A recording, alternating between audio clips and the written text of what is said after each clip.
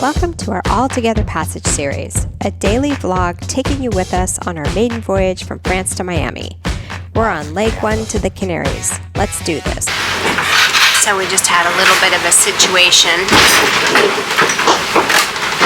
It's really bumpy. The waves are really big, and there was a decision to bring the main down, just to minimize damage of any kind should it happen. And trying to do that at night in rough seas is not fun. And Stephane and Jean-Marc are outside doing the debrief, and we learned a few things, and I'll let Stephane share those with you later. How are the conditions? Oh shit.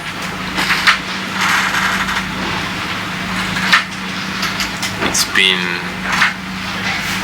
so now it's 6 o'clock in the morning. We left like 14 hours ago, and it's been short waves, boat breaking waves.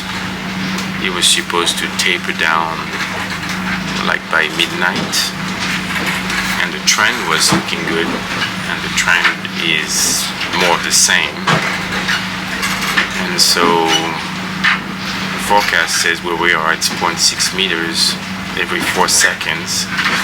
I think it's for sure, it's, I don't know, the way the boat behaved, it's definitely less than 4 seconds, and it's just shit. Didn't sleep, tired of motoring, tired of banging, and checking out of the med. I'm done. This is the worst 3 sailing days ever, and they're more like motoring days, and I'm checked out of the med. Just want to get out of this gate where we're like cornered by land. There's the wind coming, and it's not even that strong. I mean, but those waves are just like, well, the wind right now is like 17 knots. It's pretty much on the nose, like it's been always, just like the wave. And yeah, there's 15-degree difference starboard side, but the wind will be okay. It's just those waves.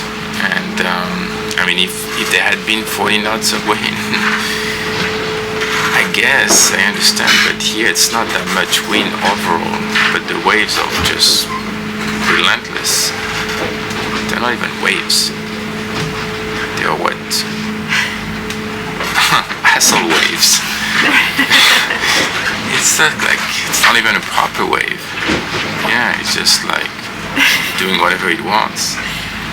But you cannot sleep. You're in the back of the boat and being bounced around, and I don't know, you just feel for the boat. I hate it.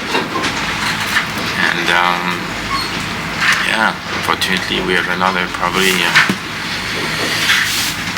10 to 12 hours of that. We're going to have to be hugging the coast all the way, and yeah, and then we have to deal with potentially like orcas. And when I checked last night, there was also some orcas interaction, more than interaction, damage way down the coast of Morocco. So you cannot even get out of the med and be like, oh, okay, we're good. No, potentially later on you can still find orcas. And there was, in this month, there was one sighting way down the coast of Morocco, but there was one interaction, some damage. So, oh well.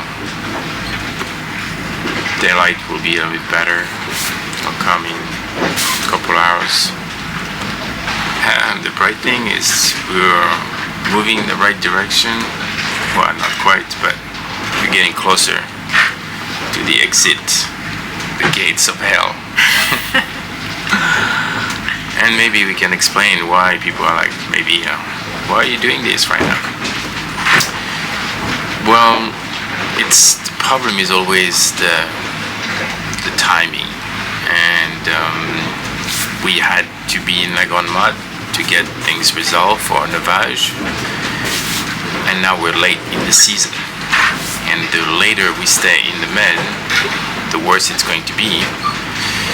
And the only grateful thing I can say is last week, at this time last week, it was just 40 knots everywhere in the Med. So at least we can move forward, otherwise we'll be stuck. Yeah, next week there'll be no wind, so you will still be motoring.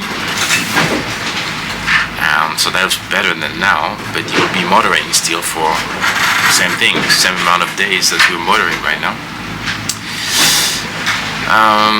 Then you have wind you get easterly wind for one day and then it's gone. So basically there is no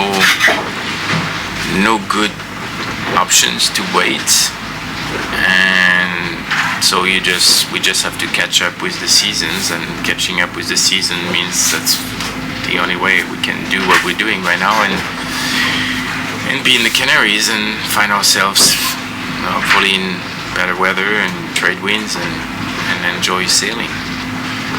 But that's the problem with be out of sync with the seasons, because you have to do something like boat maintenance, navage, boat repairs and stuff like this. I'm grateful to have diesel engines, grateful for 90 engines so far, they're holding great. So that's a good test. And nothing major on the boat's broken. No, I mean, well, we'll have to do a boat check when we get in Gibraltar. Kind of want to keep going. Just even don't stop. Like, just cross the strait and get out of here. So nobody's sleeping, but nobody's sick. The banging of the waves is annoying, but nothing's broken. What else is good? See? There's 3 of us doing rotation for watch versus 2. It's also good. And nobody's fallen off the boat. So. Well, that's not a high bar on a boat like this. Well, it is when. Yeah. What? When I go up? Yeah. We'll talk about that tomorrow.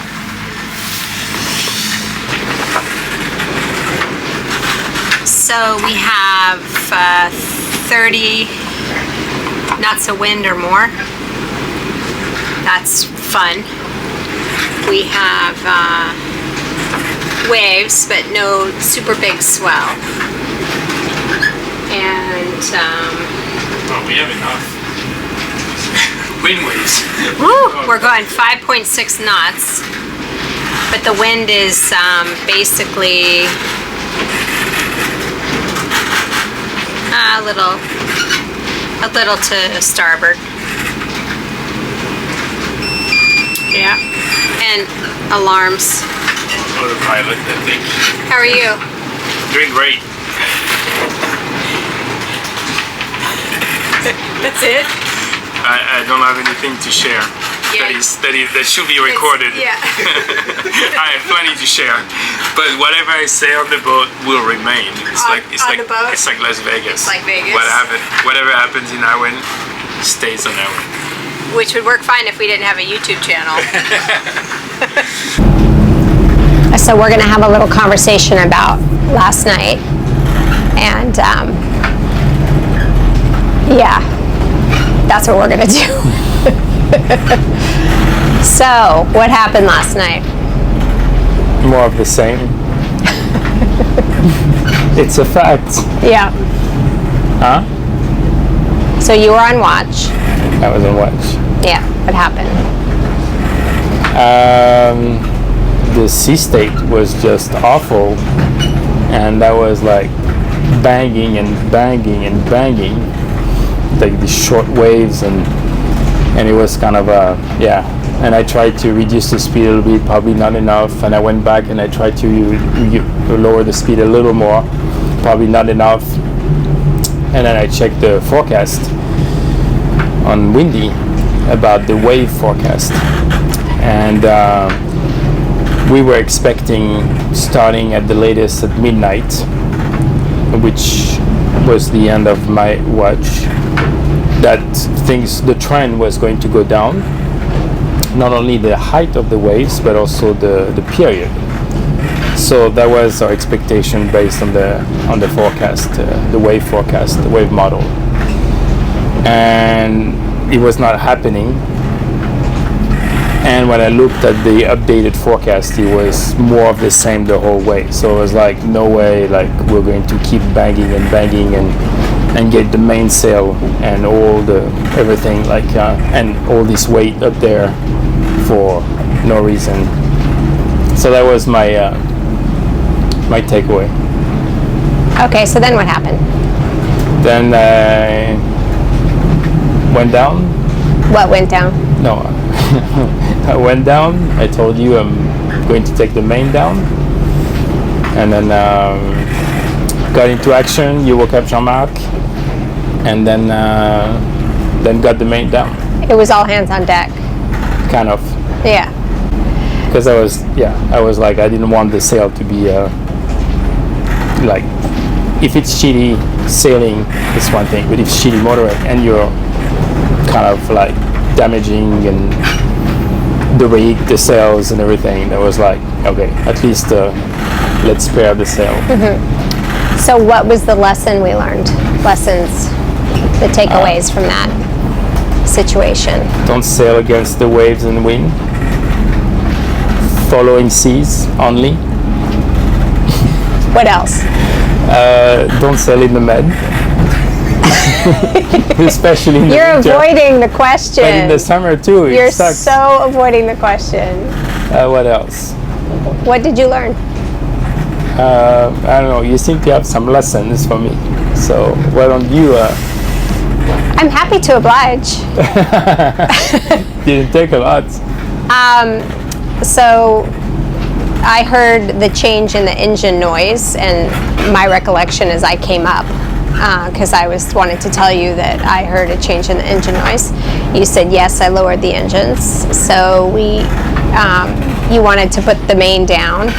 I woke up Jean-Marc, and we were kind of trying to manage the waves. I think Jean-Marc's recommendation was to lower the engines even more, which I think is a good thing.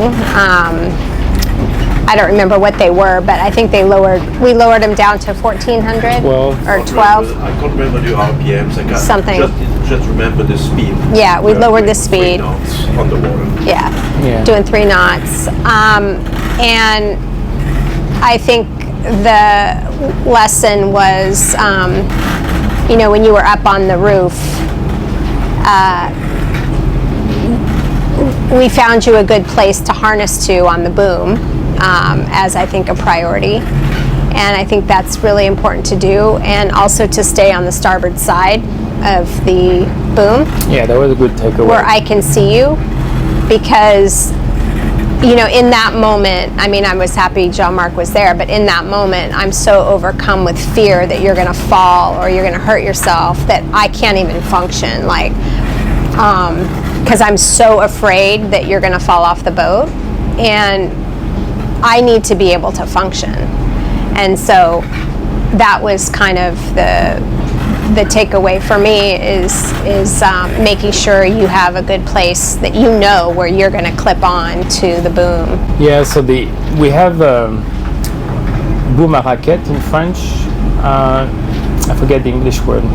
Racket boom. Racket boom? There's haystack boom. Haystack boom.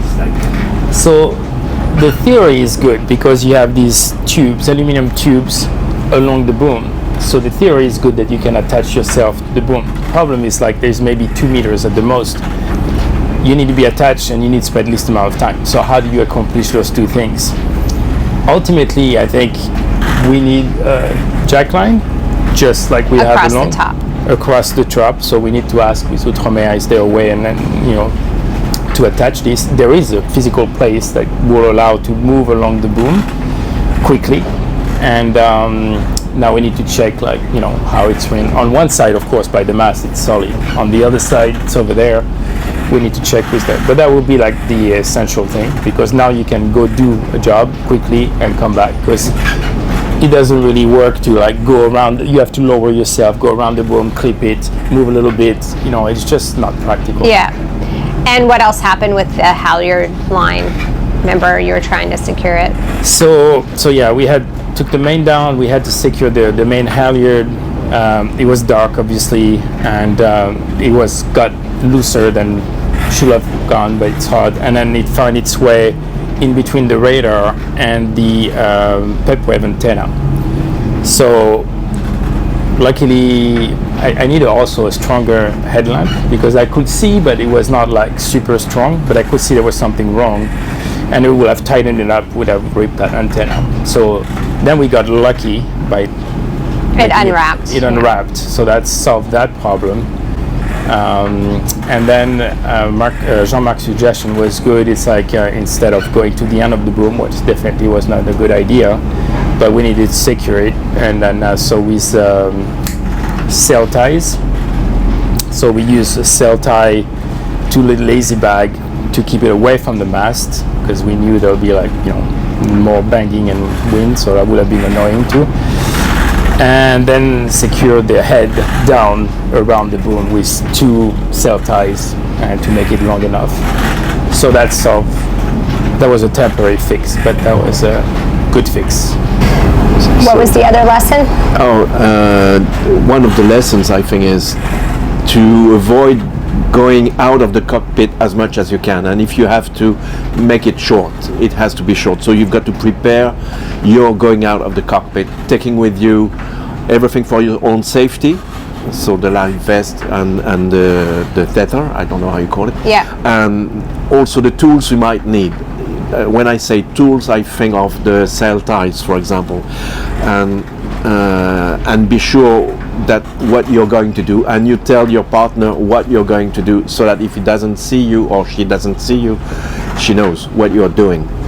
You've got to communicate before to be sure that one knows what the other is doing or will be doing, and make it in the order so that and make everything possible so that you don't have to move away from the mast base. Going at the back of the boom is something extremely dangerous. Even though the mainsail halyard has been tightened, in the waves we had, the boom still has a bit of movement, and this momentum of the boom can throw you out of the boat so easily that you've got to avoid that. You went there, you did in the end, you went there to pick up the riffing lines that were hanging outside of the boom. We could have done it from here. We could have pulled them in from here. So we could have avoided to do that. You've got to think about all these things before you go out, except if it's an imminent danger. But otherwise, we had time. We could have prepared, and you could have discussed between the two of you, what is our plan? What am I going to do? In which order? What am I expecting from you to do when I'm there? This communication is very, very important in kind of dangerous, not exactly dangerous, but in tricky situations. So that's it. Avoid as much as you can going out of the cockpit, and if you have to, make it as short as possible. And have a plan. Yeah. Okay. So we just went from about 32 knots of wind on the nose to about 6 knots of wind to the beam on the starboard side. And we put the Genoa out, and now it's like super flat water.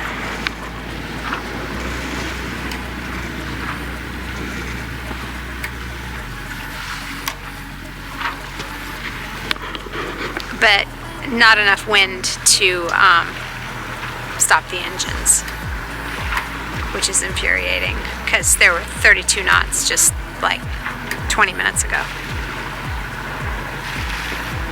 Good times.